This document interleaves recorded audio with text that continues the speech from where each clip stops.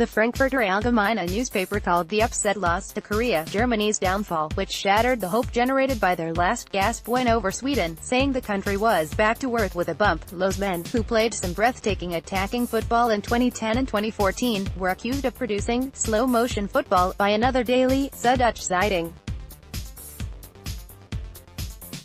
The British papers could not hide their joy at their rivals' misery, with the Daily Telegraph and The Sun leading their World Cup coverage with Schadenfreude, which means in German taking pleasure in the misfortune of others. Mexican wave of euphoria. They say politics can make strange bedfellows, so too can football. South Korea were the toast of Mexico after their shock victory over Germany through the Central American nation an unlikely World Cup lifeline, enabling them to progress to the second round.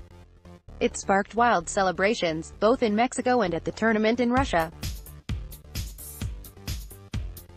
Outside the Korean embassy in Mexico City, a Korean official was lifted onto the shoulders of jubilant fans, who chanted, "Korean, brother, now you're Mexican, there's no distinction between Mexicans and Koreans today," the consul general at the embassy Byung Yun-han told Reuters.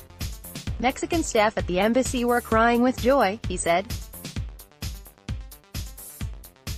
There were similar scenes outside the stadium in Russia where Korean fans, or anyone of Asian appearance really, were feted as heroes. One man was flung in the air and caught by the crowd. Other Mexico supporters vowed to show their appreciation by eating Korean that night. Aeromexico even offered a 20% discount for flights to the Asian nation.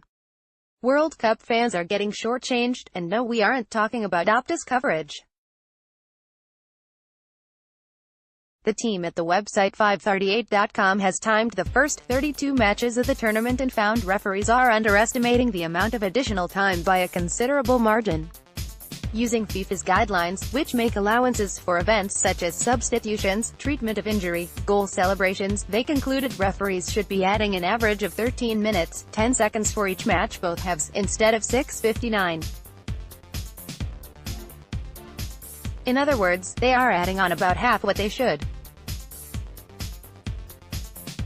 Australia were denied about 5 minutes in each of their matches against France and Denmark, the study said, as they searched for goals that could have given them extra points heading into their ill-fated game against Peru.